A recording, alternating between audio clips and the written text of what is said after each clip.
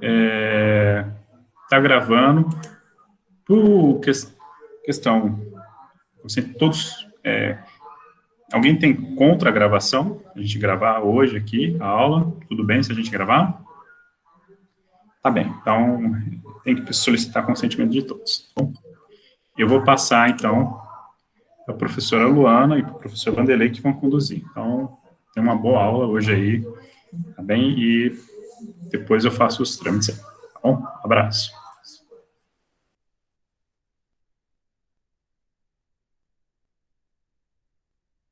Professor Vanderlei, seu áudio está fechado. Verdade. Obrigado. Boa noite novamente para todos e todas. Então, nós vamos dando continuidade aí, né, às aulas dos seminários, né? O professor João e eu estamos, na verdade, né, dividindo esse componente aí, conduzindo em conjunto.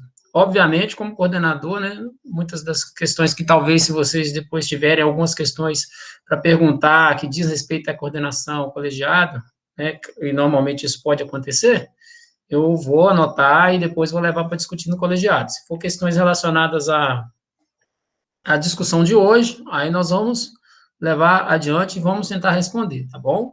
Até porque substituir o professor João é mais difícil, né? Ele está com mais, digamos assim, com mais experiência nessa parte aí de coordenação de pós-graduação do que eu. Mas, junto, nós estamos aqui para isso.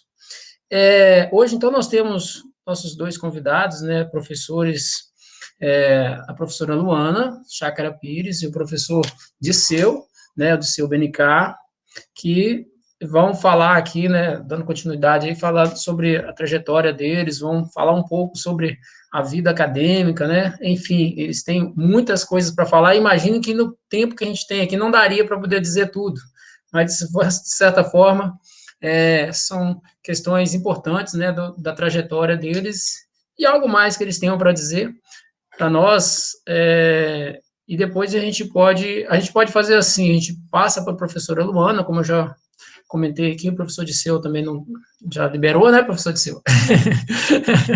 Professora Luana tem prioridade, ela vai falar para a gente, e depois a gente pode abrir para questionamentos, depois a gente passa para o professor Disseu, abre para questionamentos, e assim a gente toca, tá bom? Professora Luana, deixa a palavra contigo.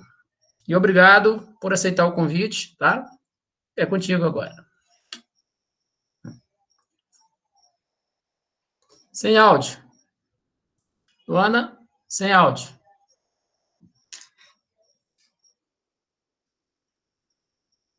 Luana, alô?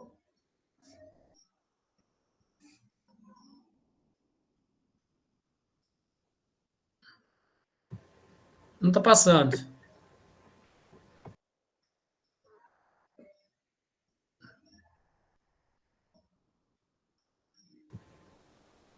Microfone. Oi, agora escuta? Pronto. Entrei e saí de novo, tá? Boa noite. Obrigada aí, professor Vanderlei, a toda a turma, professor Disseu também, conheço vários aí que estão. Confesso que eu estou super nervosa, porque foram vários anos lutando para a gente conseguir fomentar o programa de pós-graduação aqui no Campus Paulo Freire, eu chego a me emocionar. Via pedir só um pouquinho de paciência também comigo, estou retornando da licença maternidade agora, então voltando a me habituar, né, ao sistema à distância, e gostaria muito que fosse ao vivo, a gente poder trocar várias ideias, né, e a Cirleide falou que está com inconsistência na internet. E aqui eu estava pensando mais em fazer mais uma conversa, né, então eu queria logo no início me apresentar, que eu sou professora Luana, aqui no Campus Paulo Freire, né, estou muito feliz em estar tá vendo essa turminha da primeira turma do programa de pós-graduação em Ciências e Sustentabilidade, né, e eu estou como professora permanente no programa, na linha de pesquisa agro-silvopastoril, mas aqui é tudo junto e misturado, interdisciplinar, então a gente trabalha sempre junto com todos os demais professores, né, aqui grande parte dos professores que estão no programa A gente tem alguns trabalhos juntos, né? O nosso corpo docente é pequeno, bastante unido. E eu vou colocar meus contatos, caso vocês precisem. Infelizmente, a gente está de maneira remota, então, às vezes, quer conversar. Hoje é e-mail, WhatsApp, seja o que for. Vou colocar depois os contatos aqui também, tá? E conforme eu for falando, gente, vocês podem interromper e pedir, tirar alguma dúvida, tá? E desculpa aí se ouvirem barulho de criança, tá bom? Então, só vou colocar aqui para apresentar. Vou fechar sua câmera rapidinho, tá? E colocar para apresentar.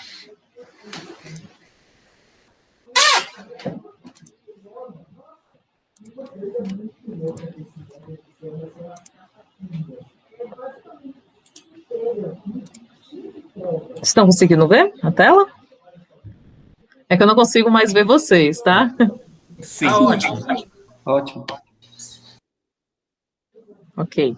Aí tá o meu e-mail, né, luana@ufsb.edu.br. O meu telefone, que tem um WhatsApp, eu vou escrever aí no chat, tá? Também o Vanderlei, o professor João Batista, se quiser disponibilizar para a turma, não tem problema. Eu demoro a responder, mas sempre respondo. Tá? Isso daí eu tenho muita saudade. Eu acho que tem algumas pessoas aqui do programa que estão aí na fotinha. Foi o nosso último encontro presencial que tivemos aqui na Universidade Federal do Sul da Bahia, né, que foi o segundo encontro de ciências agrárias, e logo depois veio a pandemia, e é uma das coisas que eu tenho saudade. Eu gostaria muito de a gente estar numa sala e poder conversar e fazer esses novos encontros. Então eu coloco essa fotinha mesmo, para a gente ter esperança que momentos assim virão, né, o mais cedo possível, né? Só me apresentando, eu sou zootecnista, formei na Universidade Federal de Viçosa em 2007, e lá mesmo fiquei fazendo o mestrado e o doutorado, né?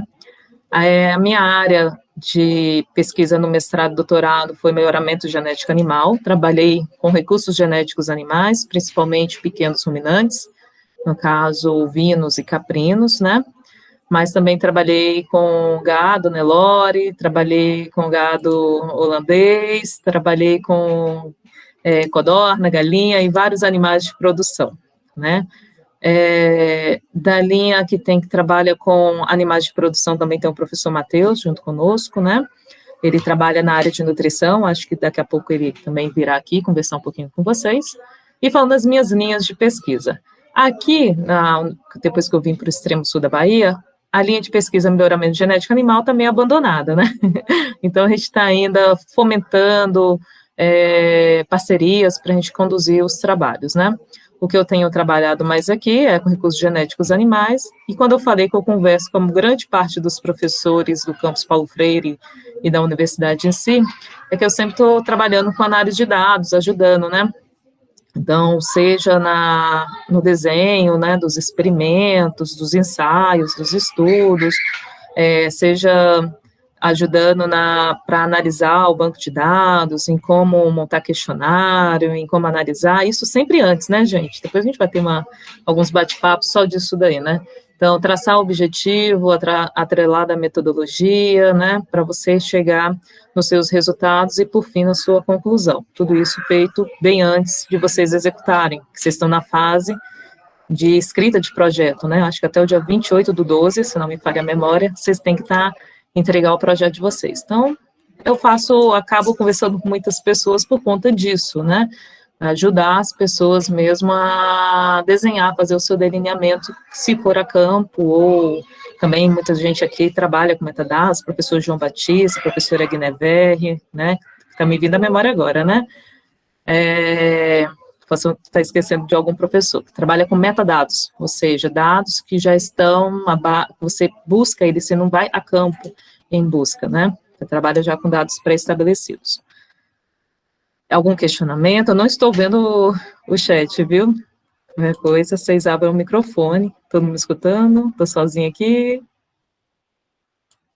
Estamos ouvindo bem, professora. Sua voz é bem bonita. Pode tocar o barco, professora. Valeu. Eu vou ficar de olho, eu estou de olho no chat aqui, se as questões eu vou anotando, aí no final eu passo, aí você pode, acho que é melhor. Deixa a Ai, professora. beleza, Vanderlei, porque aqui eu só fico enxergando a tela, é tão estranho. Não, Estou pode, desacostumada. pode continuar. Beleza. Então, esses aí são os projetos envolvidos ou que a gente está em desenvolvimento. Alguns eu estou como orientadora, outros ajudando, né, como colaboradora. A maioria deles eu estou até mais como colaboradora, que esse está entrando em execução, né, agora já estou com um aluno de PIBI que estava esperando ver como que vai ser a seleção, que além desse programa de pós-graduação em Ciência e Sustentabilidade, aqui eu também estou no programa PPG SAB, que é Saúde, Ambiente e Sustentabilidade, né, e eles estão ainda no processo de seleção, então ver se vem algum mestrando também para poder dar continuidade junto comigo, desse projeto titulado Detecção de Resíduos de Antibiótico em Leite Produzido e Comercializado no Extremo Sul. Tanto leite em outras temperaturas, como leite cru, como leite em pasteurização branda, né? Então, ver a presença de antimicrobianos, né, que tentando atrelar a saúde animal com a saúde ambiental e a saúde humana, né, no esquema de saúde única. Então, vamos ver se a gente consegue até o final do próximo ano ter já resultados apresentando para a sociedade aqui no extremo sul da Bahia, tá? Este é um que eu finalizei hoje, o relatório final, junto em parceria com a professora Gisele, que ela trabalha com óleos essenciais. Eu acho que tem uma pessoa aqui, eu esqueci o nome, que gostaria de trabalhar, então recomendo a professora Gisele, a professora Taína, quem tiver essa intenção. Então, ela estava testando o óleo essencial dele para redução dos nematóides em pequenos ruminantes, no caso em ovinos, né? Logo no início, antes da pandemia, que a gente traçou esse projeto, a gente ia trabalhar só com o nematóide de hemuncus, né, que é o que mais acomete ovinos. Mas veio a pandemia, a gente não conseguiu as larvas L3, não conseguimos os animais naturalmente, artificialmente infectados, e tivemos que trabalhar com animais que foram naturalmente infectados. Foi muito difícil, porque estávamos em pandemia, era difícil ir para campo, mas a gente conseguiu conduzir, e a gente conseguiu ótimos resultados utilizando o óleo essencial de Piper, da professora Gisele, né, que eu acho que ela está tentando a patente agora, para verificar a atividade, né, para redução de ovos, né, da carga parasitária total, no caso, e também de larvas L3, né, dessa carga parasitária, também ligando no sentido de saúde única, então saúde ambiental, saúde humana e saúde animal. Esse daqui era junto também com a parceria com o pessoal da Polímata, né, a implantação do Programa de Desenvolvimento da Ovinocultura de Corte no extremo sul da Bahia e a Bahia Produtiva, era para a gente conseguir colaborar com as pessoas na aquisição de animais, para ajudar também implantar o programa, fazer um controle zootécnico direito, né, cadastrar as coisas, pensando em estratégias agroecológicas para a criação de pequenos ruminantes aqui, no caso de ovinos, no extremo sul, e também está parado devido à pandemia, né, então a gente deu prosseguimento até 2019 e depois, infelizmente, ele está meio em stand-by, tá? Este é um projeto, acho que vocês conhecem, o Elisandro, ele está como no colegiado, né, ele é técnico administrativo aqui da universidade, e ele fez o mestrado dele comigo em Porto Seguro, né, que foi a avaliação da capacidade de autodepuração do rio Itaém, entre Medeiros Neto e Teixeira de Freitas. Ó, viu, gente, eu sou bem interdisciplinar, talvez a mais aqui. Então, ele trabalhou, a gente foi coletando os parâmetros físicos e químicos de diversos pontos do rio Itaém, e depois avaliamos. Ele defendeu o mestrado dele em fevereiro de 2020, né, tem pouco tempo. Esse é um projeto que eu colaboro junto com a professora Taína, quem está como coordenadora, a professora Lívia Lemos, eu acho que vocês têm aula com ela, e junto com várias parcerias até dos colegas aqui também, que são estudantes do programa, né, que é inovação e inclusão de novas variedades de mandioca e transferência de tecnologia no uso da água da manipoeira no extremo sul da Bahia, né. Outro projeto em conjunto com a professora Gisele, né, que é o estudo químico e atividades biológicas de óleos essenciais de espécies vegetais da Mata Atlântica do extremo sul da Bahia.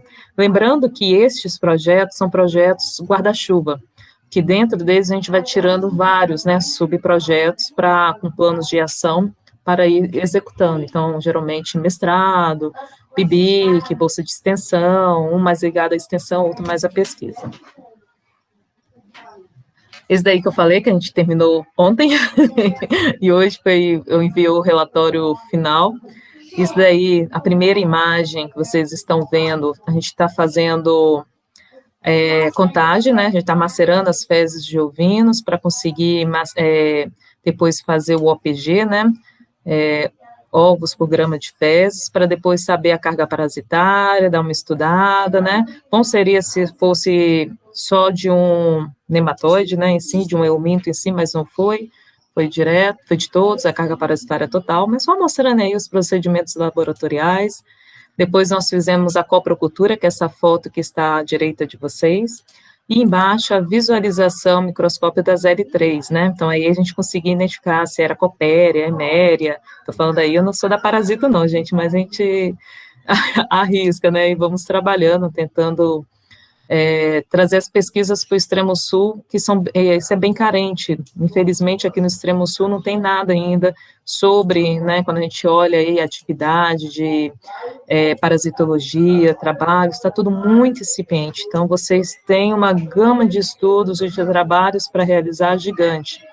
Essa última imagem aí são larvas L3, né, foi difícil a visualização e devido à diversidade da carga parasitária, mas a gente conseguiu bons resultados, tá? Não vou entrar muito afinco nesse projeto, não, foi bem legal, adorei conduzir, tomara que venham outros estudantes que sejam cativados para a gente continuar o trabalho. Essas daí são as fotos do nosso colega, né, o Bruno Vendramini, que deve estar aí online, né, que ele defendeu o TCC dele na especialização, que foi intitulado Caracterização e Avaliação da Relação entre Produção de Farinha e Manipoeira, de farinheiras no município de Alcobaça. Aí veio conversar comigo, Luana, me ajuda. Eu falei, vamos embora, né? Desafio dado, eu adoro. Então, logo no início, estava nessa foto aí, ele está mensurando, né, a quantidade de manipoeira produzida nas prensas, né, para ver depois o rendimento com a farinha. Nesse mapa aí, ele fez também para a localização das farinheiras que nós temos aqui, né, em Alcobaça, para a gente ter um mapeamento onde elas estão, para ter uma ideia da diversidade também delas. Uma foto que ele colocou no TCC dele, né, de como habitualmente é feito como hoje, né, muitas vezes é realizado, né, como fala? Como que é colocada a manipoeira, né, então muitas vezes diretamente no solo.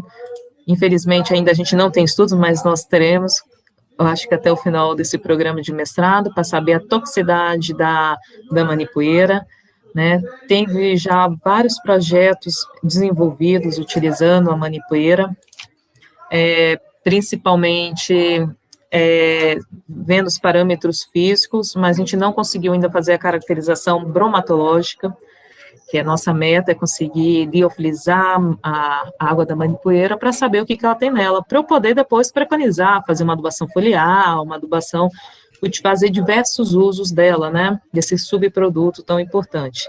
Dentro da alimentação animal, quem sabe fornecer, mas como ela é muito heterogênea também, a cada prensa nós temos um produto diverso, fica um pouco mais complicado a gente trabalhar com a manipoeira. Então, primeiro, tem que ter esses trabalhos para a gente saber quem é ela, né, o nível de toxicidade, o que tem nela, para poder preconizar em qualquer outra ação. Assim como a gente tem a proposta de trabalhar com a caracterização de algumas variedades que tem no maniveiro guardião, que depois o Bruno, ele pode até tirar dúvidas aí, o Adonias também, né, para fazer a caracterização físico-química, a caracterização morfológica, e também a gente testar alguns tipos de espaçamento, adensamento, e também adubação diferenciadas com essas variedades voltadas ou para alimentação animal, ou para produção de farinha, Então, a gente está traçando estratégias aí de projetos a serem executados, né? Se estiver falando rápido demais, gente, vocês podem avisar aqui, viu? Isso daí, ó, só a gente deu um print screen bem feio aí do lado, só para mostrar as pessoas que já a gente foi trabalhando, então são inúmeras parcerias, né? Temos aí tanto na iniciação científica, para especialização, mestrado, iniciação, e tenho carinho pelos meus filhos, que eu falo meus filhos acadêmicos, né? Todos eles, é muito, o mais gratificante para a gente é depois ver vocês trilhando o caminho, uns indo para a empresa trabalhar com pesquisa, outros indo na área acadêmica científica, dando prosseguimento. Então, tem uns filhos mais velhos aí que já são colegas agora em universidades, o Bueno, né, deixa eu me ver, o Rogério também, que eles fizeram mestrado comigo na Universidade Federal do Piauí. Então, é muito gratificante mesmo. Isso aqui é só para mostrar um pouquinho, assim, que como eu falei com vocês, eu trabalho muito com banco de dados, então várias pessoas vêm procurar para ajudar a desenvolver a pesquisa, né? Então, fica bem heterogêneo, acaba não tendo foco, né? O melhoramento acaba ficando mais de lado, vamos dizer assim, né? Por conta das demandas que vão surgindo, né? Então, tem uns projetos ligados a análise espaço-temporal da qualidade de água, né, dos rios. Tem um também ligado à saúde, tem um que eu conduzi, que eu achei muito interessante, foi um desafio que foi com a professora da saúde aqui, que foi de avaliação de estresse, né, nos estudantes na Universidade Federal do Sul da Bahia, assim como com os professores, deu resultados muito bacanas, né, muito bacana. Fazer um questionário, trabalhar com o pessoal da saúde foi um desafio, mas eu gosto. Teve também pessoa da veterinária que veio para trabalhar na parte de reprodução, trabalhar com maturação in vitro de ócitos de cutias, que é animal silvestre. Meu foco era, agora no mestrado e doutorado, como falei, trabalhar com pequenos ruminantes, então trabalhava com a caracterização genética, caracterização morfológica, caracterização física. E quando eu estava disciplina, tanto na pós-graduação quanto na graduação, sempre foco o estudante a escrever, tem que escrever, né, para a gente tirar esse medo da estatística e da escrita científica, né. Então, tem muitos trabalhos que a gente conduziu nas disciplinas de pós-graduação que saíram artigos ótimos, né, então tem vários aí que foram de estudantes de disciplinas de pós-graduação que acabou fazendo um resumo expandido, professor, eu quero mais, quero continuar, vão escrever o artigo, e vai saindo, eu acho ótimo, que é escrevendo que a gente vai perdendo medo, né, e foi muito bacana, e tem vários aí, de vários estudantes, tá, não vou entrar no quesito de cada um não, tá, só continuando aí também, alguns dos artigos que foi publicado, e tem alguns no Prelo também, das disciplinas do ano passado, dos alunos da graduação, que eu acho massa demais. Professora, eu escrevi, coloquei no formato de artigo, quero publicar, quero saber como que é esse mundo aí, que eu acho que eu quero fazer mestrado, enche a professora de alegria. Esse daí foi um artigo só para mostrar um pouquinho mais da minha linha de pesquisa, né, que foi publicado em 2017, né, que é sobre a curva de crescimento de um ecótipo que está em extinção, ou já foi extinto, que só tínhamos um rebanho de conservação na antiga EBDA, que já foi extinta já faz muitos anos, né, então hoje eu nem sei qual o panorama deste nosso ecótipo, que não é raça, não foi caracterizado como raça pelo Ministério da Agricultura, né. Na época eu só consegui 30 exemplares, que foi o máximo que eu consegui, o que a FAO também recomenda para a gente trabalhar, né, com recursos genéticos animais, e foi isso que a gente foi avaliando no decorrer dos anos, né, a gente avaliou ele da idade de nascimento até 280 dias em média, né, de idade, e vão ver na curva de crescimento, então do lado está aí, são animais pequenos, de pequeno porte, né, criados no norte da Bahia, né, na região da Caatinga. E aí a gente trabalhou com modelos não lineares para ver a curva de crescimento, para saber quanto que ganha. e eles apresentaram animais precoces com uma taxa de crescimento absoluto, crescente, extremamente elevada. Então, para a nossa realidade, a nossa pastagem e a época da seca, na realidade do norte da Bahia, foi muito interessante que a gente encontrou, né? Então, isso daí está unindo tanto o desenvolvimento ponderal, né, como também estratégias de manejo. Foi bem interessante isso daí para agricultores que estavam adquirindo, né, esses bodes, para começar a pensar, né, em quando iria colocar para reproduzir, quando poderia já bater. A gente começa a pensar em estratégias de manejo, né? Então, foi bem legal, Nina, aí melhorar, isso aí realmente é do melhoramento genético animal, saudades. Esse daqui foi do Bueno, que eu comentei agora há pouco, né, que é a ocorrência de um protozoário que causa também criptosporídeo, né, que causa também doença em nós humanos, que a gente vê, às vezes, carne contaminada com criptosporídeo, né, então é um protozoário que tem incidência principalmente em animais jovens, e aí a gente foi avaliando a presença de cripto na fezes de Nelores mestiço, né, gado de corte, e associação com desenvolvimento ponderal, ou seja, o ganho de peso ao longo do tempo. E a gente viu uma alta frequência em um rebanho tão pequeno de fezes com cripto, né? Então, aí tem uma imagem como que era observado, né, o protozoário, uma imagem do lado direito de vocês, né, do cripto, e foi muito interessante esse trabalho que a gente viu o decréscimo que tinha em animais que tinham fezes diarreicas e acabava sendo positivado para cripto, em como eles era recorrente a presença, né, de cripto, então era um animal que a gente tem que tirar do plantel, tem que tirar do rebanho, né, não deixá-lo reproduzir, porque ele já estava vulnerável à presença, né, não só de cripto, que a gente depois expandiu também as análises para outros vermes gastrointestinais, falando assim, né. Então, eles acabavam ficando também resistentes aos princípios ativos, a maioria dos princípios ativos para desvermifugar. Extremamente complexo. Aqui no extremo sul ainda não vi nenhum trabalho utilizando isso, né? E a gente aqui, lembrando, nós estamos numa bacia leiteira e o gado de corte está aumentando exponencialmente aqui, principalmente em animais meio sangue, né? Então, para quem é aí da área das agrárias, consegue visualizar bastante isso, a expansão que nós temos no gado de corte aqui no extremo sul da Bahia também, né?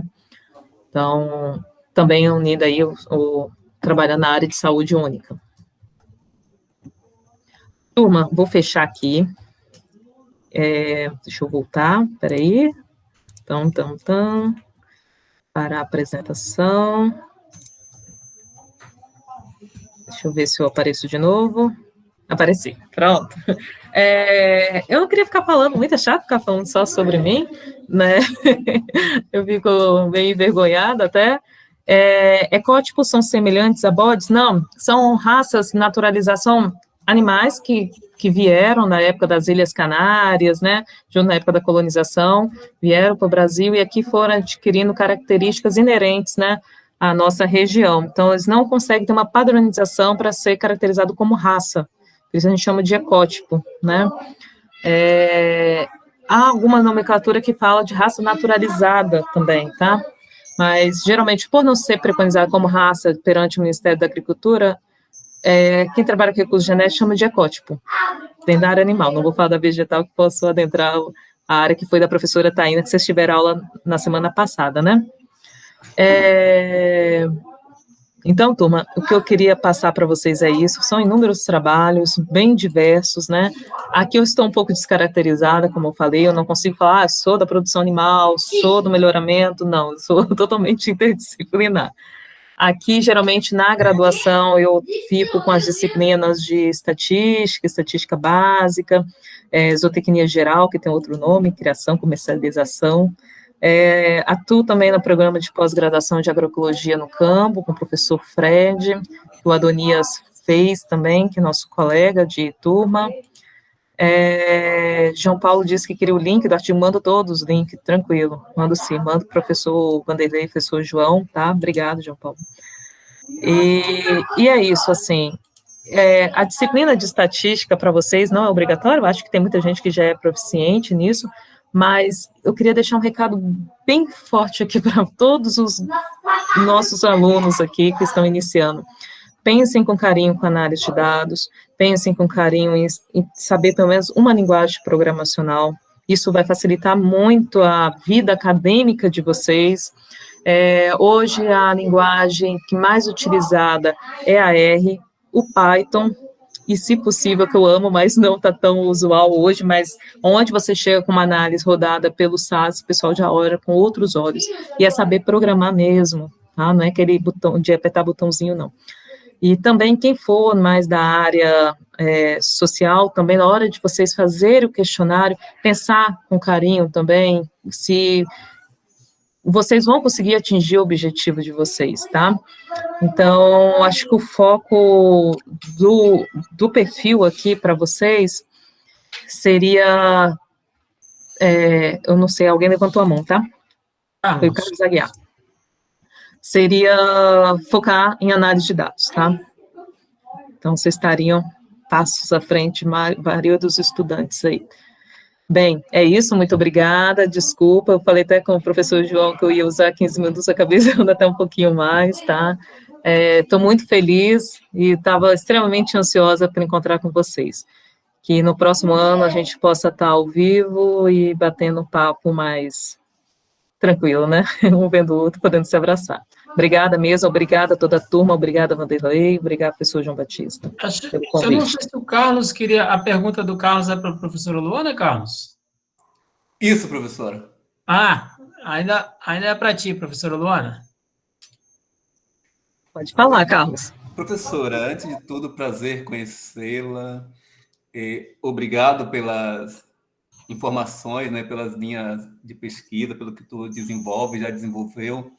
São coisas que naturalmente me interessam, em especial porque eu sou total e completamente leigo numa área que tu acabou de falar, né, que é a questão da estatística.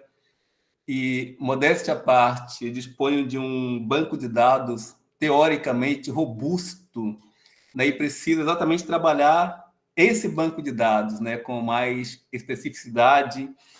E o meu orientador é muito bom, e eu fico bem feliz com isso. E a gente, conversando rapidamente, vai trabalhar muito com estatística. Então, minha pergunta é o seguinte, vamos poder explorar bastante de ti?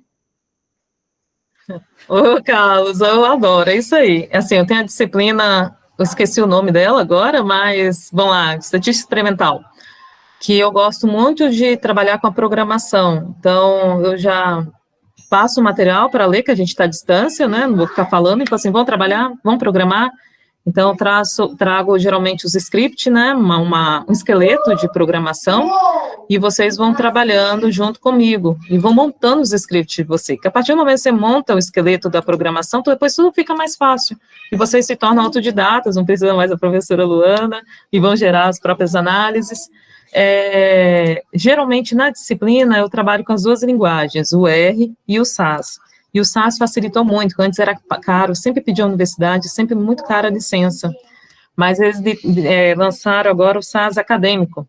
Então, a gente consegue usar online, ou seja, eu não tenho mais que baixar a máquina virtual para transformar em Linux, nada disso. Então, facilitou muito a nossa vida, para a gente poder programar o básico que a gente precisa para conduzir uma boa pesquisa, uma boa análise de dados. E aprendam, sabe? Porque vocês chegarem depois, falar que usou, é chato falar programa dos outros, mas vamos falar, programa engessado, aquele de botãozinho, de clicar, vocês acabam com a pesquisa de vocês.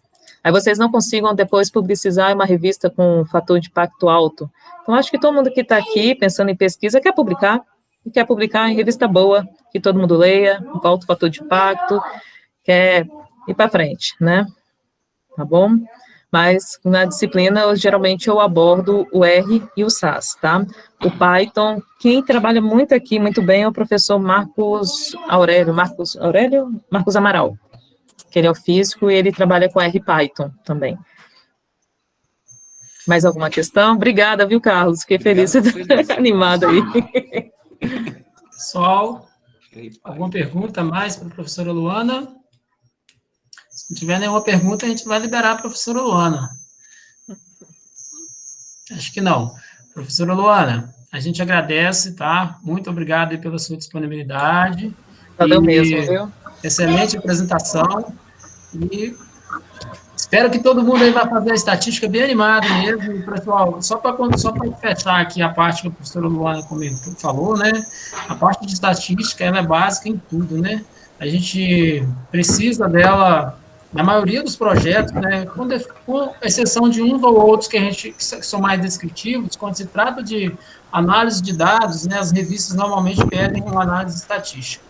Então, Ô, Vanderlei, agora as revistas, elas estão pedindo até que você mande o seu script, seu banco de dados, porque tem várias pessoas que usam mal a gente sabe, né, tem muita gente usando muito mal o banco de dados na hora de analisar e tentando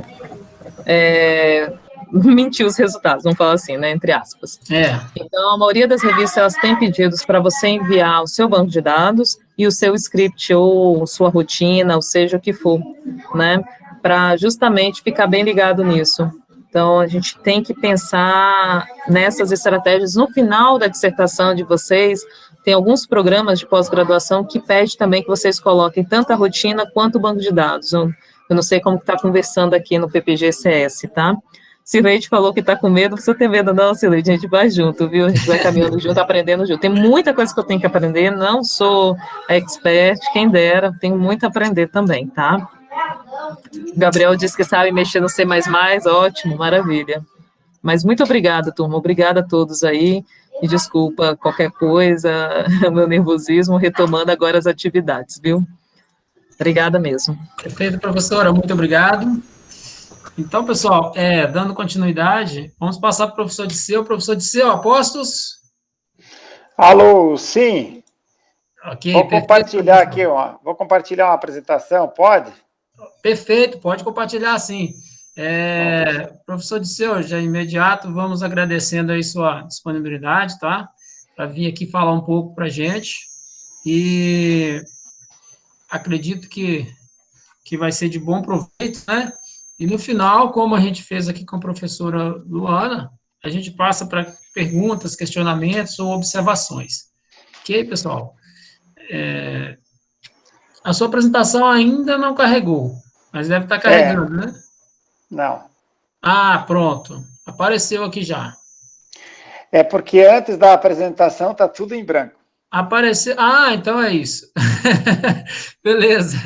Então já está tudo certo.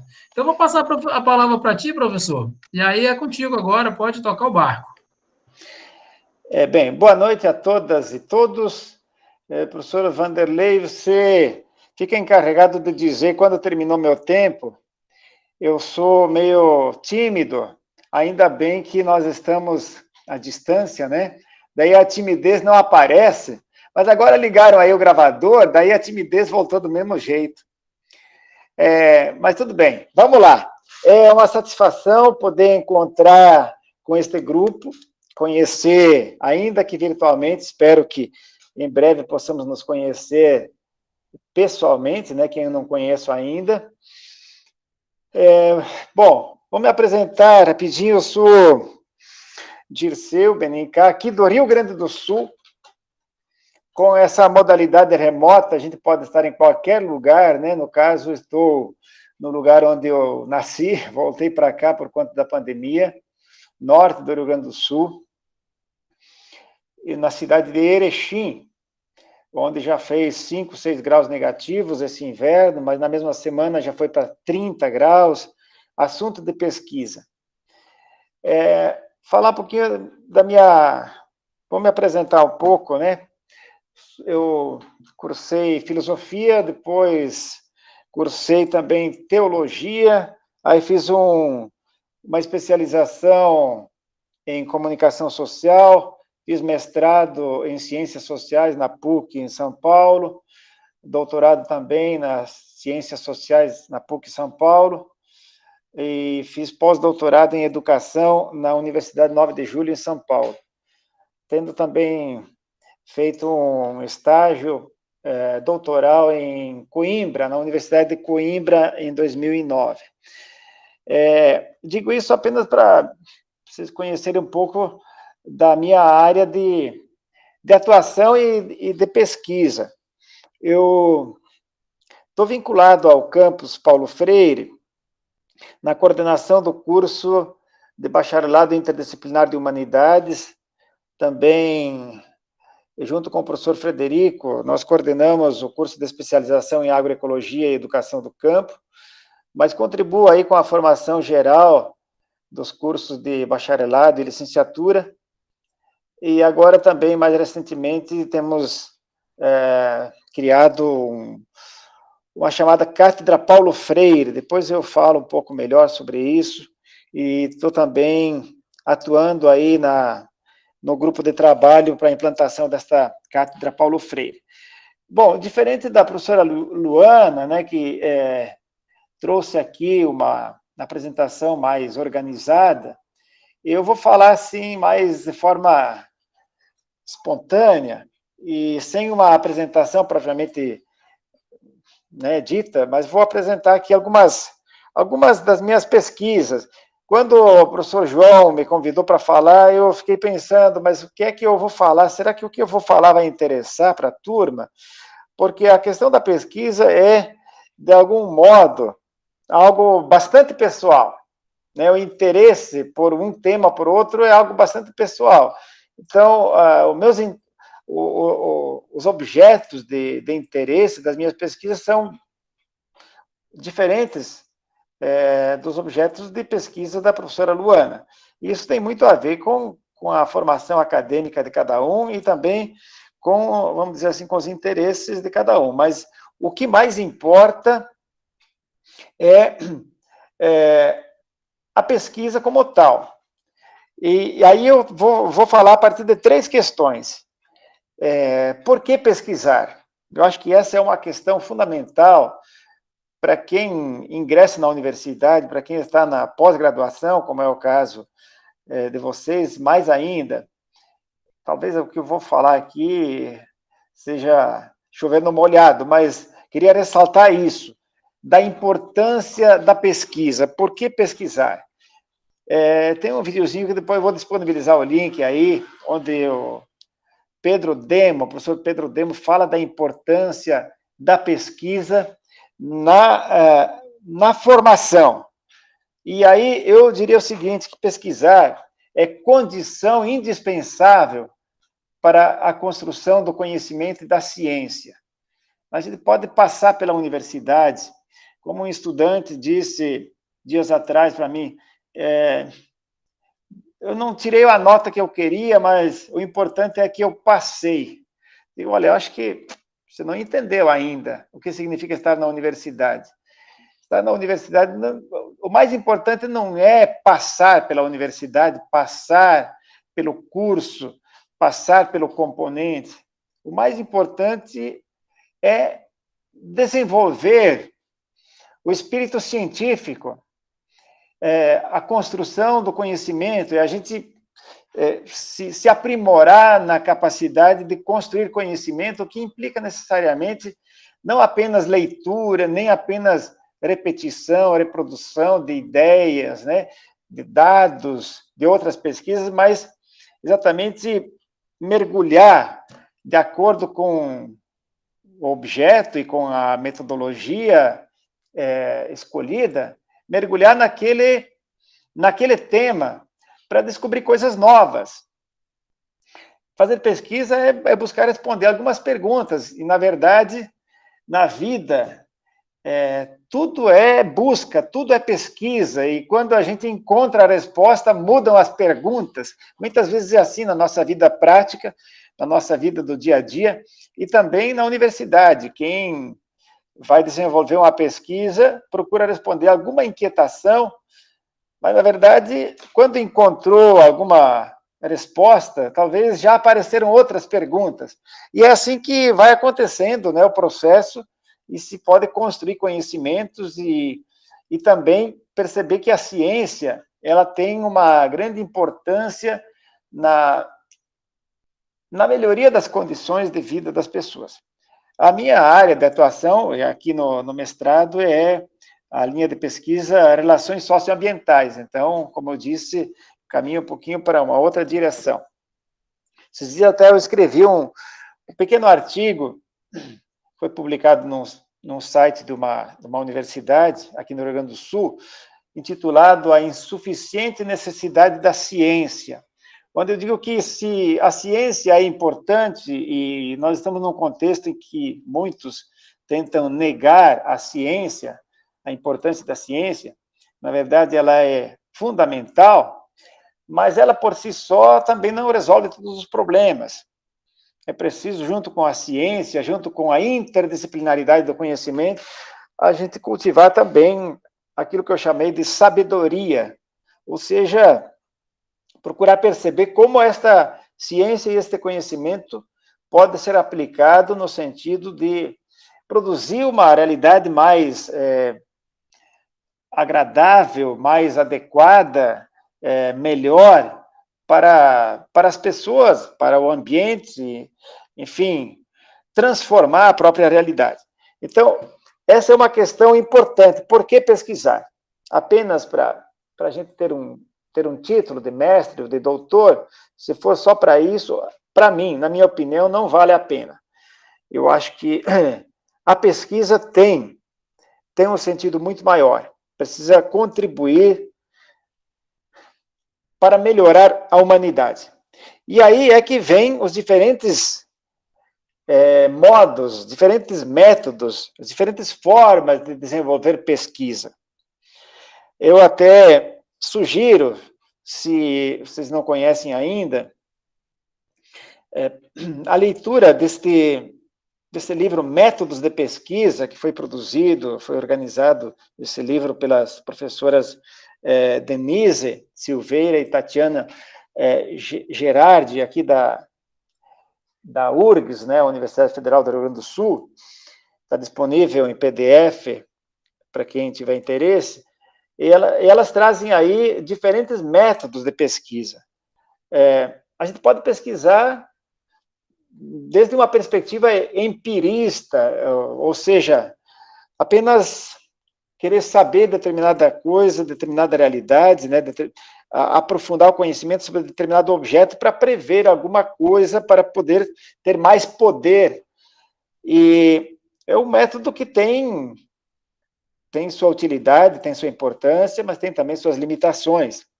A gente pode desenvolver uma pesquisa adotando um método mais fenomenológico, ou seja, procurando observar como a realidade aparece para quem observa. É uma análise mais do fenômeno como tal, não interessando muito o fato em si. Vamos dizer assim, a questão da violência.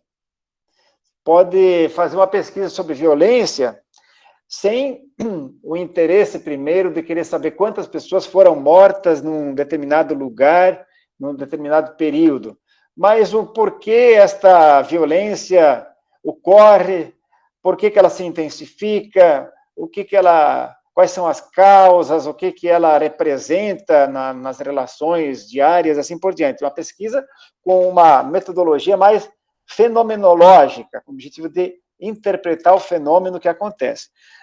Ou também outros métodos, né, como, por exemplo, o método histórico-dialético.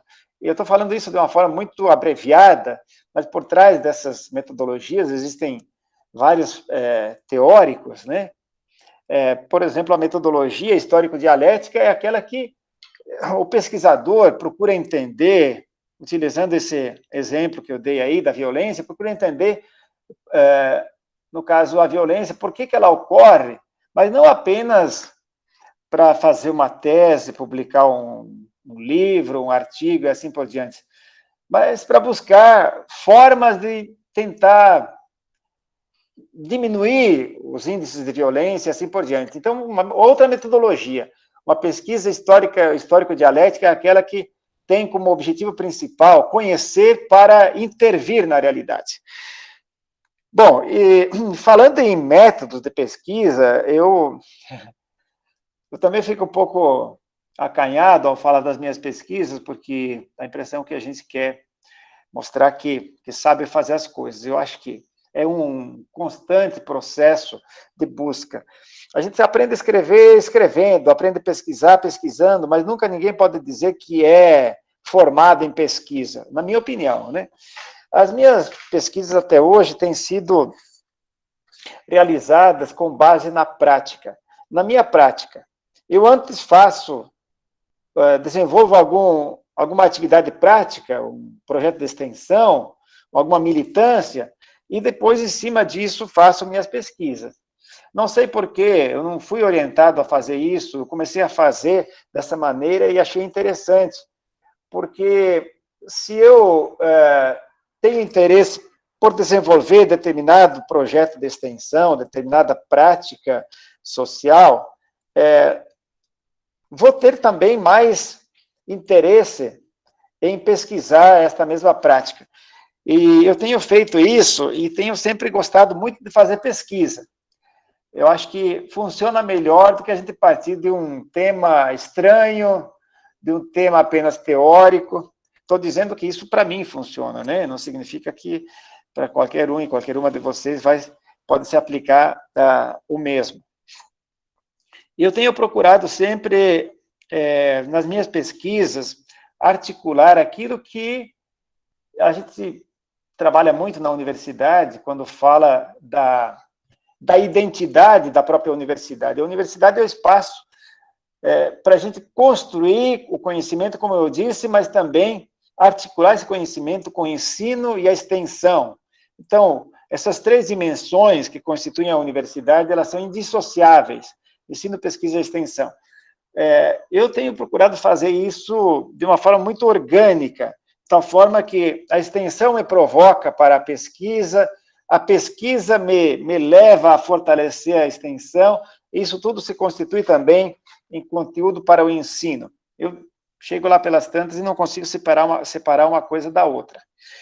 Bem, aí o que pesquisar? Eu vou falar um pouquinho, então, modestamente, dos meus projetos de pesquisa, de alguns deles, porque eu acho que já foi metade do tempo. Eu, desde jovem, e Vanderlei, quando a gente lembra que já fez bastante coisa, é um sinal meio ruim, é sinal que a idade já está, né, meio avançada. Não, não é o meu caso. É que eu fiz de forma muito acelerada. Eu sou muito acelerado, por isso que eu fiz várias coisas. Minha primeira pesquisa, enquanto ainda eu realizava meu curso de filosofia, que eu pesquisei sobre a influência do positivismo na educação no Rio Grande do Sul, eu também desenvolvi uma pesquisa sobre a história do meu município, onde eu nasci. Um município muito pequeno, menos de 5 mil habitantes. Na época, estava para completar 25 anos de emancipação, e eu comecei a pesquisar, desenvolvi pesquisas com pioneiros do local, pesquisa bibliográfica, pesquisa em arquivos históricos, e aí eu publiquei esse primeiro livro em 1990, Severiano de Almeida e sua história. Severiano de Almeida é o nome do município, né, onde eu nasci. Então, foi uma obra onde eu procuro registrar aí a história da colonização e, enfim, todo o desdobramento, né, da organização político-administrativa, a constituição das instituições e assim por diante. Depois, no meu mestrado, a partir de um projeto, desde muito cedo, mais de 20 anos, eu tenho despertado curiosidade, interesse para atuar junto aos catadores de materiais recicláveis. Essa foto é do lixão, né, do meu município há 20 anos atrás. Então, percebendo que havia esta realidade de muitas pessoas, inclusive crianças, trabalhando no lixão público, nós desenvolvemos, nunca foi trabalho individual, né? Desenvolvemos uma ação, fizemos uma mobilização na cidade, desenvolvemos campanhas, visitamos as escolas, desenvolvemos campanha na imprensa, organizamos junto aos catadores, né, fizemos muitas reuniões, cursos de capacitação, e criamos uma associação chamada ARCAM, Associação de Recicladores Cidadãos Amigos da Natureza. Hoje mesmo eu visitei, hoje à tarde, Faz 20 anos que nós criamos essa associação, daí surgiram mais 4 associações, conseguimos implantar a coleta seletiva em toda a cidade tem mais de 100 mil habitantes, e funciona muito bem até hoje. Toda a coleta seletiva é levada, né, o material é levado para os galpões, e os catadores trabalham nos galpões e não mais no lixão. Isso foi tema da minha pesquisa de mestrado, e depois se transformou nesse livro, né, onde eu procuro retratar toda essa experiência de organização. Aqui tivemos uma influência muito grande do positivismo, né, com a sua máxima ordem e progresso, e o bairro onde os catadores têm hoje o galpão que foi construído se chama Progresso. Então, eu construí aqui fiz uma construção literária, reciclando a desordem do ponto de vista social e ambiental, do progresso, entendido não só o progresso como o bairro onde residem e trabalham os catadores, mas o progresso entendido como desenvolvimento, crescimento econômico, e a Associação de Catadores como uma alternativa socioambiental. 25 pessoas trabalham até hoje neste galpão, né, que nós construímos. Aqui o galpão, a foto preto e branco, e é emocionante de ver isso. Os catadores, quando nós iniciamos esse trabalho, não conseguiam obter nem R$300 por mês. Hoje eles têm, com toda a crise econômica e tudo, um ganho de mais de R$2.000, né, trabalhando com equipamento de proteção no bairro onde moram, assim por diante. Bom, esse é um projeto de extensão e é um projeto de pesquisa, e também utilizo muito nas minhas aulas, e tenho levado essa experiência para Teixeira de Freitas, e estamos desenvolvendo por lá também algumas ações. Depois eu falo um pouco sobre isso, se der tempo.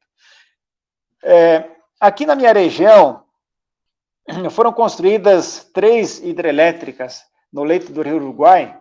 Uma delas se chama hidrelétrica de Itá. Tenho visitado domingo, inclusive, aqui um parque que foi construído pelas empresas que realizaram aqui construíram a hidrelétrica, né?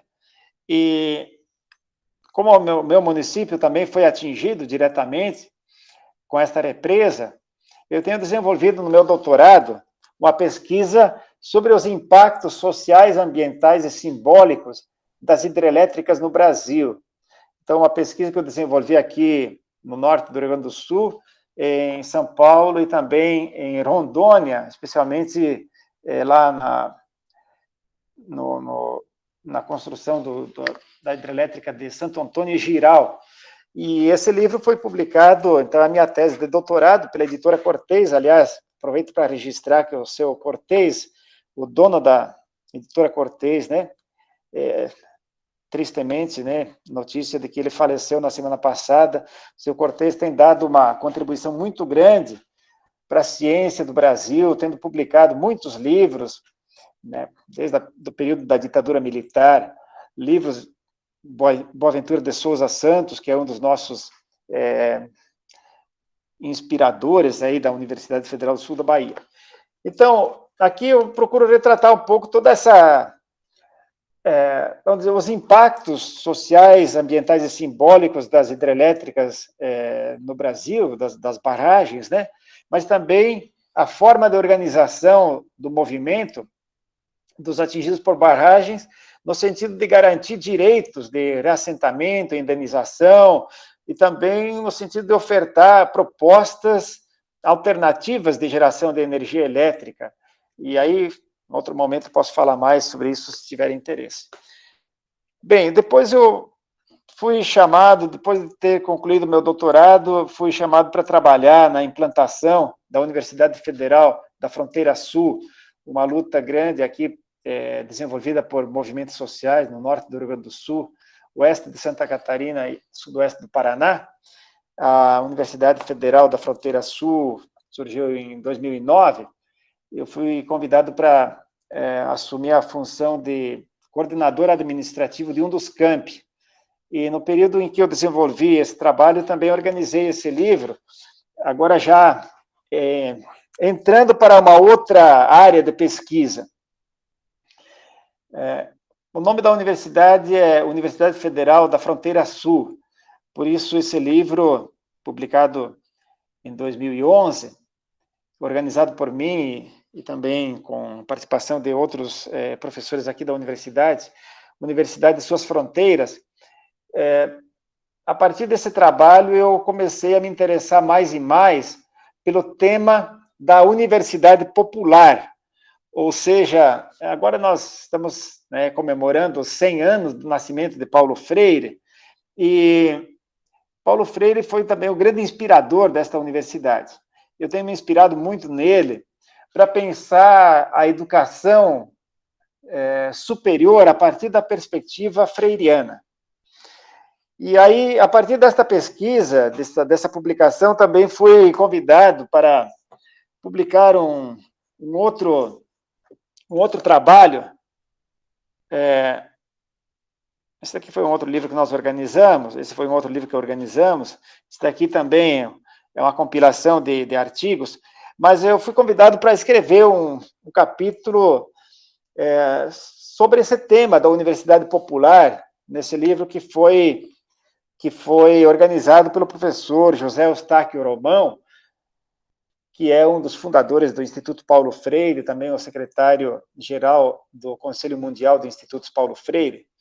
E, junto com o professor Romão, que foi meu orientador, nós desenvolvemos, eu continuo desenvolvendo ainda na Universidade Federal da Fronteira Sul, pesquisas com esse foco de procurar observar na Universidade Federal do Sul da Bahia, especialmente agora, características populares, entre elas, todo esse esforço pela inclusão social, todo esforço para garantir a permanência dos estudantes, toda essa perspectiva mais dialógica, interdisciplinar, de sustentabilidade, tudo isso tem a ver muito com aquilo que Paulo Freire deixou como legado nos seus livros, e que Boaventura de Souza Santos, Milton Santos e outros autores também que inspiraram a universidade nos trazem.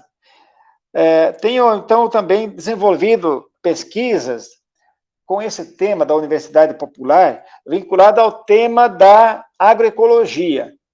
Como eu disse, nós, professor Frederico, eu e mais um grupo de professores, nós criamos um projeto de extensão ali no campus Paulo Freire, que é a Feira da Agricultura Familiar, o professor Vanderlei foi lá muitas vezes, comer uma galinhada, uma polenta que a gente fazia, comprar uns produtos da agricultura familiar, produtos agroecológicos, e ali nesse ambiente surgiram também vários projetos de extensão e de pesquisa, e inclusive ali surgiu a ideia de a gente criar o curso de pós-graduação em agroecologia e educação do campo. Esse livro é um livro volumoso, eu ainda não tenho em mãos, porque foi lançado no final do ano passado, já estava aqui no Sul, com vários autores, professores da universidade, retratando a experiência desenvolvida na UFSB, e onde o professor Frederico e eu, nós temos aqui um capítulo falando exatamente da questão da agroecologia, como um campo importante de pesquisa, de atividades de extensão. E, aliás, agora, um outro projeto de extensão, aqui um outro capítulo que nós escrevemos nesse livro, um outro projeto importante que nós estamos desenvolvendo em Teixeira de Freitas, por isso que eu falo que a pesquisa e a extensão se misturam, é um curso, é um projeto de extensão mas ele é um curso online sobre agricultura urbana, professor Vanderlei. Começamos faz 2 semanas, um curso online sobre agricultura urbana, teorias e práticas. Nós temos aí 20 estudantes da UFSB e mais 40 estudantes de escolas da periferia de Teixeira de Freitas e até de outras cidades, onde a gente vem trabalhando conceitos como agroecologia, agricultura urbana, sustentabilidade, soberania e segurança alimentar, mas procurando estimular a juventude a produzir alimentos na cidade. Isso vem na perspectiva de gerar trabalho, alimentos saudáveis e aí outros benefícios também. Então, várias publicações que a gente vem fazendo nesse sentido, em revistas, né, em revistas acadêmicas, procurando mostrar que a agroecologia é uma forma de produção, não só de alimentos, mas de saúde, uma forma de promoção da sustentabilidade, tanto no campo quanto na cidade. E aí eu queria, para ir finalizando, que eu acho que meu tempo já se foi,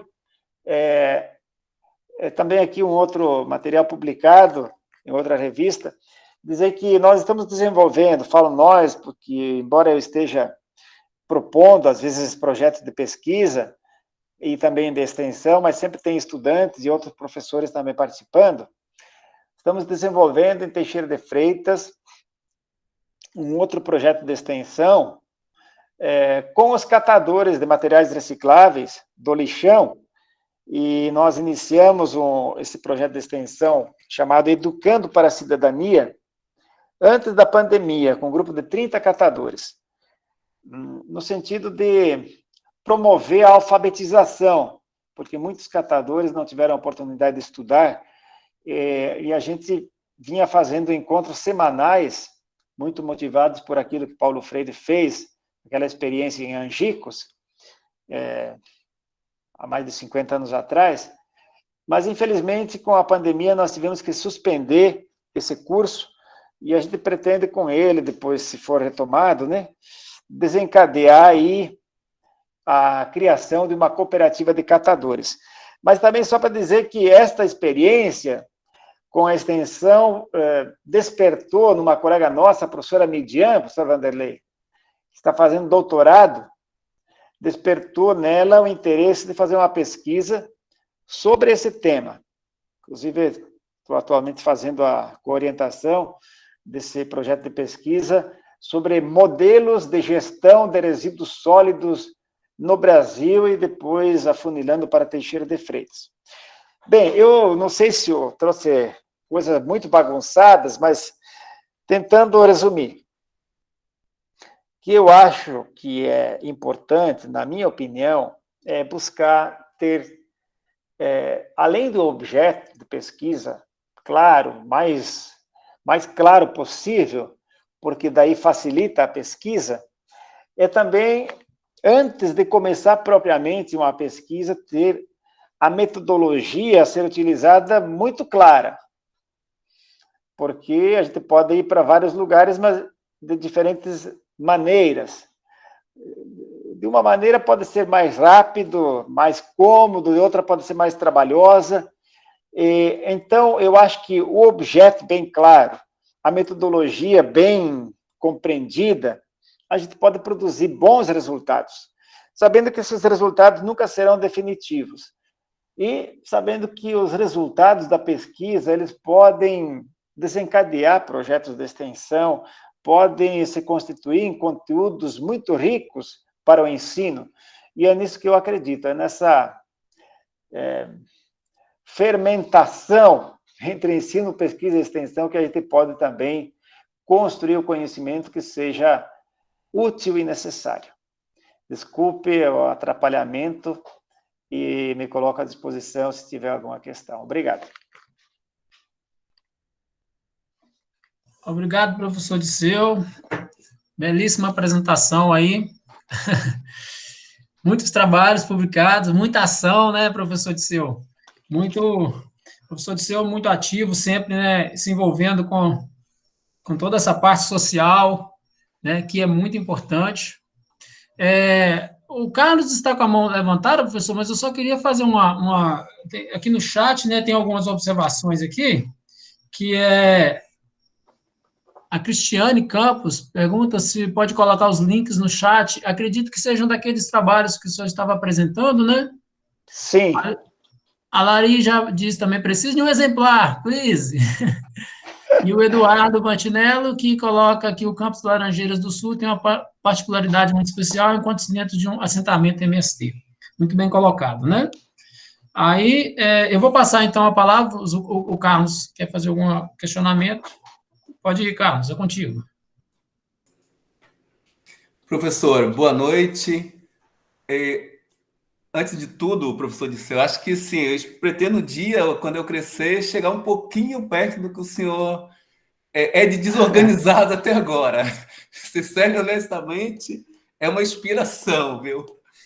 E aí eu quero aproveitar, professor, considerando, e aí pegando principalmente o último ponto que o senhor tratou, que foi a questão esse trabalho, que acho que é um trabalho espetacular, né? Eu acho que mexe com vidas, né? Mexe com essência, com estrutura, que é a questão do lixo, né? Mexe com a política, com a vida das pessoas.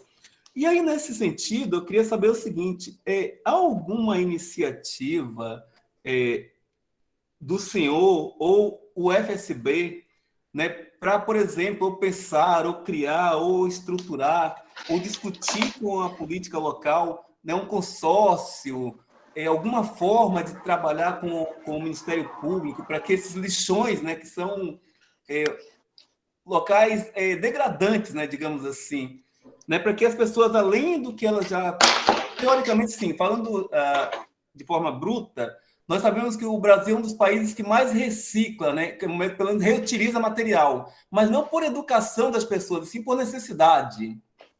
Então, considerando esse fator, existe alguma iniciativa nesse sentido de trabalhar ou de se criar? E aí trago mais uma questão, é que, por exemplo, com esse trabalho que a gente tem desenvolvido aqui em Caravelas e região, nós temos uma dificuldade grande em ter, por exemplo, um aterro sanitário. Não existe aterro sanitário na região, né? O mais próximo ficaria, teoricamente, ali em Santa Cruz de Cabralha, né, que é um consórcio Santa Cruz de Cabralha do Monte. E como é que se pode pensar nesse aspecto? Em algum momento, há uma política pensada para que essas regiões aqui, esses municípios do Extremo Sul, pelo menos criem esse bendito consórcio, trabalhe isso? Como está sendo encarado isso politicamente? Maravilha, Carlos, muito obrigado pela pergunta.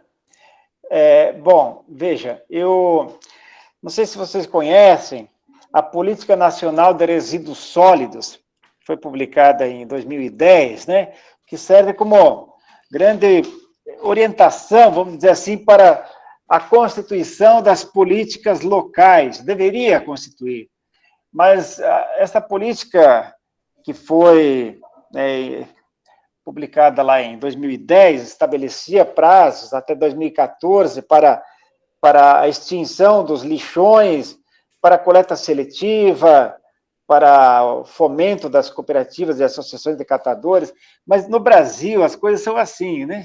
Vão sendo jogadas para frente. Até hoje, mais da metade dos municípios brasileiros ainda não tem uma política de gestão integrada de resíduos sólidos, ou se tem, está apenas no papel. Então, não é por falta de política nacional, e muitas vezes também não é por falta de política escrita nos municípios. Aí vem a tal da vontade política, e não só a vontade política, como os interesses.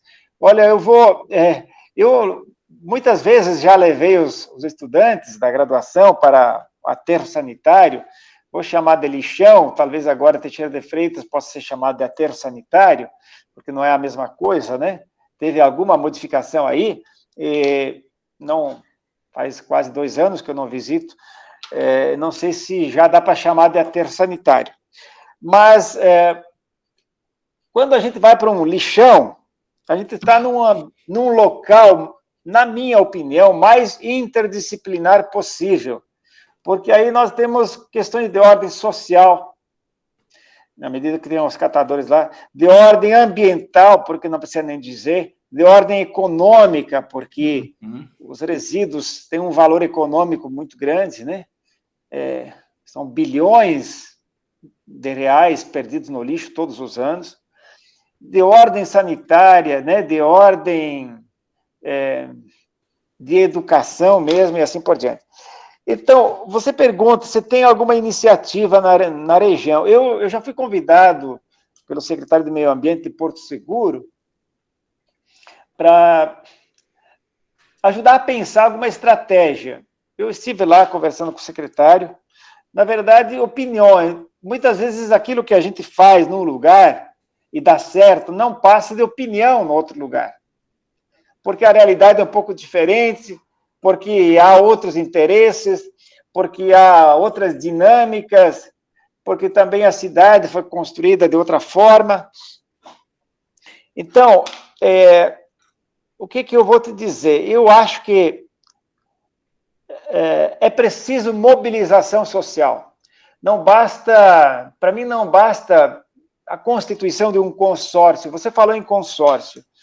E aí é que vem os diferentes modelos. É o que a gente está fazendo agora nessa pesquisa com a professora Midian. Amanhã, inclusive, vamos ter uma reunião sobre isso. Há diferentes modelos de gestão de resíduos no Brasil. E nas cidades, nas regiões, a gente pode perceber isso também. Diferentes modelos, muitas vezes, funcionando simultaneamente. Há aquele modelo de gestão que consiste na coleta do material, utilizando catadores como empregados, e na ponta está o empresário do lixo, que vai obter o maior ganho. Há aquela outra forma de gestão que procura transformar os resíduos em energia. Há outra forma de gestão que procura transformar os resíduos até incinerar resíduos. Há outra forma de gestão que tem na ponta aquilo que a Política Nacional de Resíduos Sólidos determina, que é a instituição de cooperativas e associações de catadores com a participação, o apoio, o fomento do poder público, da administração municipal. Eu acho que esse é o melhor modelo. O melhor modelo em que a população toda participa, e daí demanda uma educação ambiental para isso, que não é uma notícia na televisão, são campanhas nos meios de comunicação, é educação permanente nas escolas, universidades, de todos os espaços possíveis, mas é também um comprometimento da população mediante medidas que a administração pode estabelecer e que orienta, mas lá pelas tantas também obriga a população a separar o material em casa, condição indispensável para que a coleta seletiva, ela depois chegue de forma separada lá para os catadores nos galpões. Eu acho que esse é o melhor modelo, porque você, ao mesmo tempo, leva em consideração a questão ambiental e a questão social. Os catadores que historicamente vêm fazendo isso, aliás, aqui em Erechim, na minha cidade, no outro dia, agora no dia 8 de setembro, os catadores me chamaram para ajudar a intermediar uma negociação com o prefeito. Já são 5 associações, e com a pandemia, em todo lugar, aumentou o desemprego, aumentou a fome, e com isso também aumentaram as pessoas que começaram a catar materiais recicláveis pela cidade, reduzindo o quantitativo de material que era levado para as associações. Eu hoje mesmo visitei essa associação que eu mostrei aqui, e eles estão tendo materiais para apenas 2 dias de trabalho por semana. E aí a prefeitura não estava tomando as medidas de fiscalização, impedindo a coleta dos materiais na cidade. Fui chamado, inclusive, para ajudar a intermediar essa situação, mas é claro que não é tão fácil de resolver isso. O que eu quero dizer é que há necessidade de participação da sociedade toda, das instituições, do poder público e dos catadores. Eu acho que esse é o melhor modelo de gestão dos resíduos sólidos, sempre adotando aquelas práticas também da redução, da reciclagem, da reutilização, porque até no artigo que eu publiquei e mostrei aí, publiquei recentemente na Revista Brasileira de Meio Ambiente, um artigo intitulado A Insustentável Dinâmica da Sociedade de Consumo, porque a gente pode ser levado a pensar que se tem catadores reciclando os materiais e vivendo da venda desses materiais, a gente pode continuar consumindo quanto quiser. E, na verdade, o planeta é um só e os recursos são limitados. Então, na medida que a gente entra nessa dinâmica da coleta seletiva, tendo na ponta os catadores, também a sociedade vai aos poucos, tomando essa consciência de que é preciso economizar os recursos naturais e também destinar os materiais para quem mais necessita, no caso, quem já tem o direito adquirido de trabalhar com eles. Mas eu acho que sim, Carlos, é preciso também ir por dentro dos consórcios dos municípios. Eu sei que aí, você é da onde mesmo? Caravelas. Então aí temos o território da identidade do Extremo Sul, né? E tem aí o consórcio do município. Eu acho que esse é um tema muito, assim, muito caro, deveria ser um tema muito caro ao consórcio dos municípios, para que não se resolva isso de uma forma individual, cada gestor público. Isso precisa ser pensado como uma política local e regional. Não sei se respondi.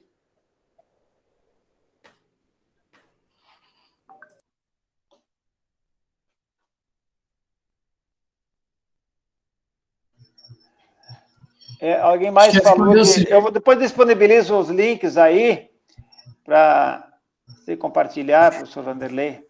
Pode ser? Pronto. Acho que a gente pode, depois a gente passa, eu peço, se o senhor passar, a gente pode depois mandar até por e-mail, né? Para quem quiser acessar. Já vou pegar agora aqui. Ou pode passar no chat, se for o caso.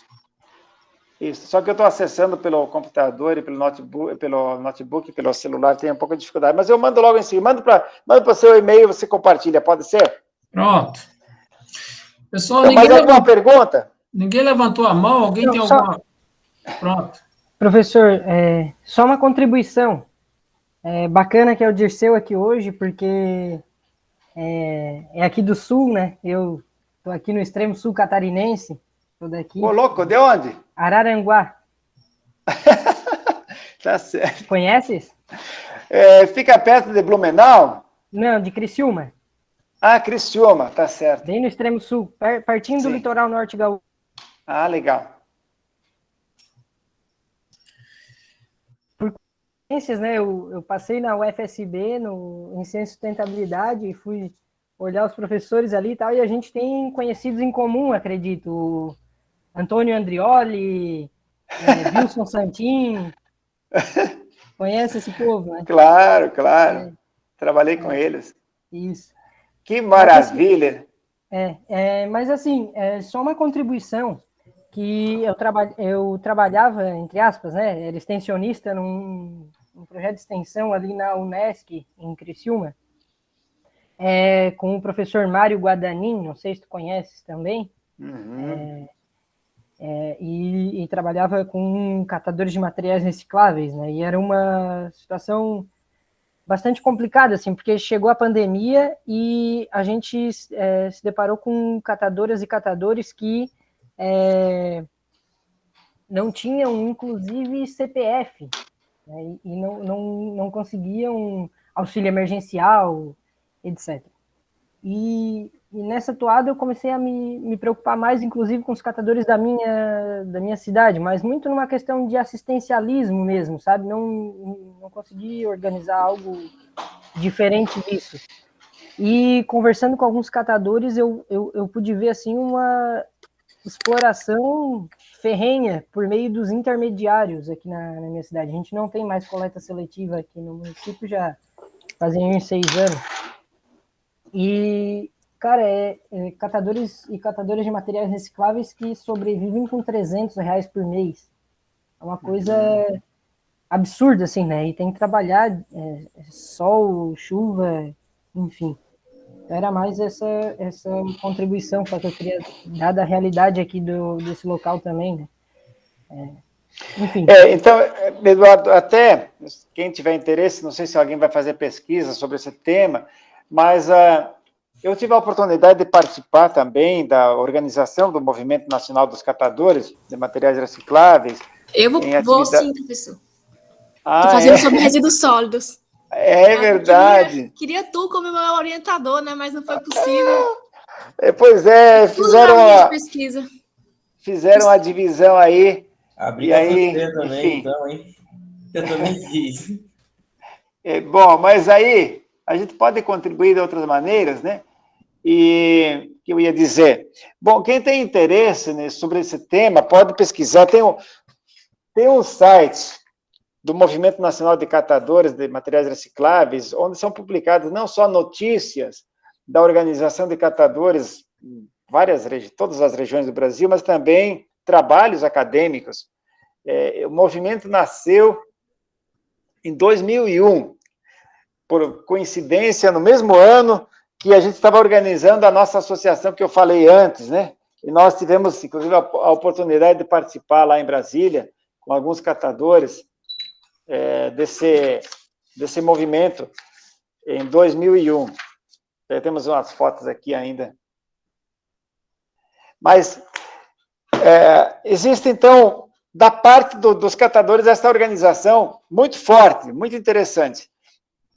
E eu acho que todas as cidades, não sei, olhando para o pouco que eu conheço da região extremo sul da Bahia, eu não conheço nenhuma cooperativa, nenhuma associação que funcione assim bem. Eu acho que há um grande desafio nesse sentido e a universidade tem uma grande contribuição a prestar, não só na organização, na contribuição em organizar cooperativas e associações de catadores, mas também cooperativas e associações de outros trabalhadores.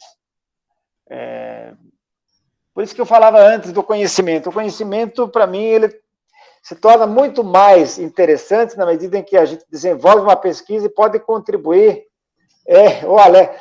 Quem que conhece o Alex? Eu também, professor. Eduardo. Você conhece o Alex? O Alex Cardoso, meu amigo. Então, vou contar, não sei se tem um minuto ainda, a história do Alex Cardoso. O Alex Cardoso é um catador de Porto Alegre. Viajamos juntos para esse primeiro encontro nacional dos catadores em 2001.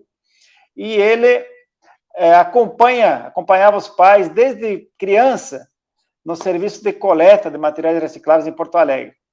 E ele conta, numa entrevista que ele deu, foi publicada, de que um final de tarde, a carroça já cheia de materiais recicláveis, e caiu uma caixa de papelão da carroça, e o Alex estava dentro dessa caixa de papelão, e o pai teria dito, vamos embora, porque já tem muito material aqui, tem muito movimento, e a mãe teria dito, não, vamos recolher, e o menino estava dentro da caixa de papelão, o Alex. Ele conta essa história, assim, com um enredo bem interessante, e depois ele foi despertando mais e mais para essa questão da organização do movimento nacional dos catadores, e depois despertando também para a academia. Ele ingressou na URGS, fez graduação, fez mestrado, acho que agora está fazendo doutorado. E aí ele publicou nessa entrevista que ele deu, ele diz assim, vai ter catador, doutor, sim senhor. Ou seja, a educação, aí é uma outra grande demanda, né? Quando a gente trabalha com catadores, a gente percebe que não há só demandas de ordem, de trabalho, de renda, mas também de saúde, também de moradia, também de reconhecimento, também de educação, que a grande maioria dos catadores no Brasil são mulheres, e a grande maioria tem menos da terceira série inicial, né, da educação básica.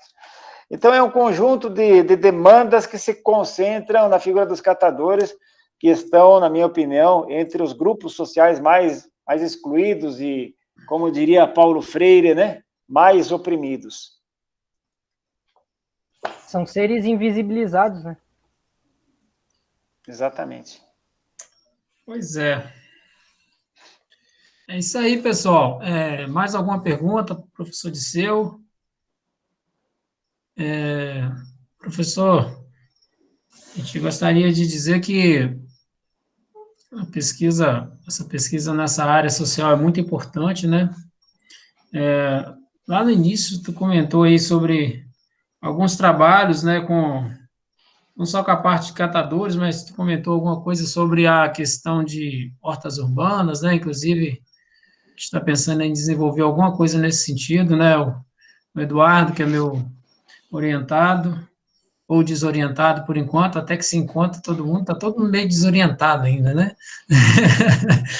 Mas a ideia é realmente a gente pensar em desenvolver algum trabalho nesse sentido aí também. Posso só falar mais um minutinho sobre isso? Claro. É que, inclusive, eu estou gravando aqui uma entrevista que vai sair quinta-feira, depois da manhã, na Rádio Sucesso FM, que nós temos um programa, que também é um projeto de extensão, Universidade Você, é um projeto de extensão coordenado pelo professor Gilson Monteiro. Aí eu vou falar sobre agricultura urbana, esse curso que nós estamos desenvolvendo. Mas eu queria compartilhar a alegria. Hoje pela manhã, você deve conhecer, né, professor Vanderlei, a Moane.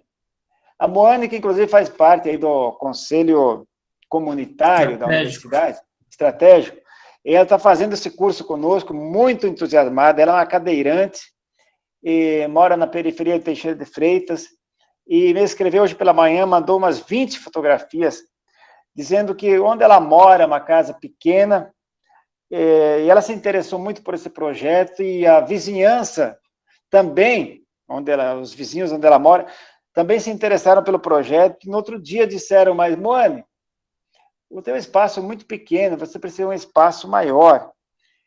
E conseguiram a cedência de uma área pertencente à Associação de Moradores do bairro onde ela mora, uma área de 50 metros por 7 de largura, ela me falou, e no último domingo estiveram lá, um grupo de pessoas fizeram um mutirão de limpeza, inclusive ela de cadeira de rodas, trabalhando com a enxada, limpando aquela área, para torná-la produtiva.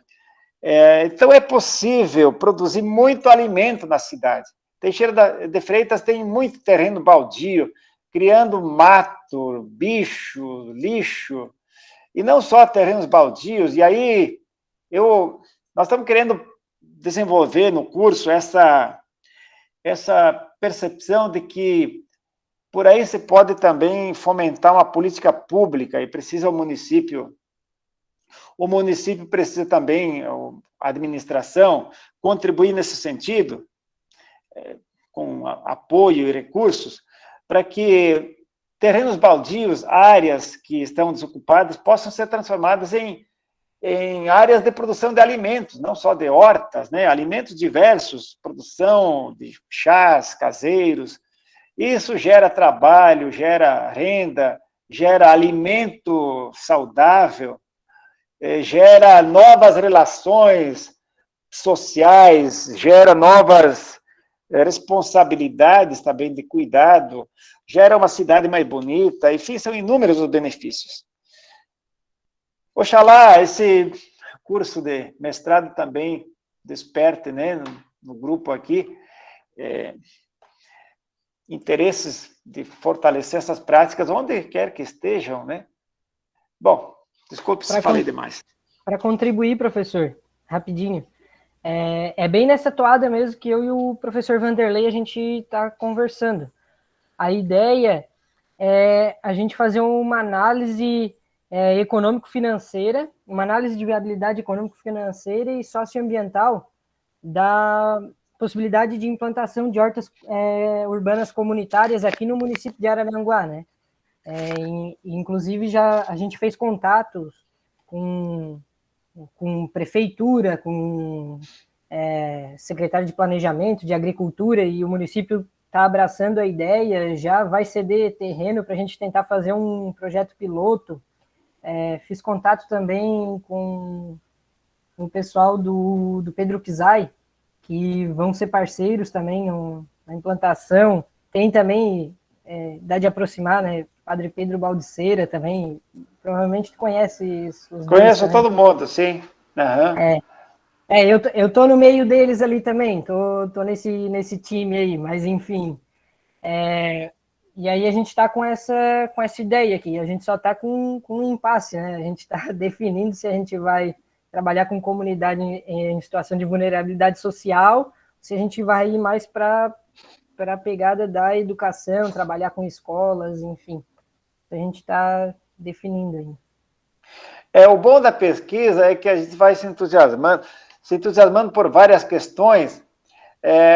Eu sou muito entusiasmado e aí sofro também, porque aí a gente vai alargando demais e quando tem que fechar o trabalho, a gente junta muito material para construir a casa e depois não quer desperdiçar o material, só que daí a casa vai fugir do projeto inicial.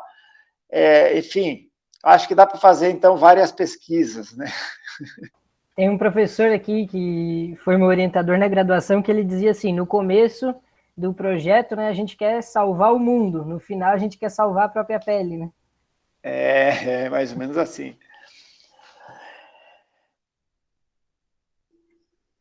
Mas é isso aí. Se ninguém tiver mais nenhum questionamento, a gente vai finalizando por aqui. Eu acho que ninguém tem mais nenhum questionamento, professor. Gostaria de agradecer mais uma vez sua presença, né? Excelente trabalho aí, apresentação muito proveitosa, né? Inclusive já começaram a surgir algumas ideias aí, né? Já está vendo que tem gente já querendo fazer até trabalho de mestrado aí nessa linha, né? Estamos aí, eu acho que tem que multiplicar. As ideias boas, elas não devem ter carimbos, né? Quanto mais se multiplicam, tanto melhor. É verdade. Pois é. E aí, então, pessoal, também a gente vai se despedindo, então, né, do professor Disseu, despedindo de vocês também. Obrigado pela paciência de todos aí, todos firmes até agora, né? Todo mundo aí, ninguém saiu da reunião, ninguém saiu da aula. Na próxima semana a gente tem mais algumas apresentações, né? E aí segue o padrão de todas as semanas aí. Uma boa noite para todos, para todas. E boa noite. Se cuidem. Se cuidem para que em breve a gente esteja aqui todos reunidos, né, presencialmente. Um abraço. Tchau, tchau. Tchau, tchau. Obrigada, professor. Boa noite. Boa noite a todos. Tchau, tchau. Boa noite.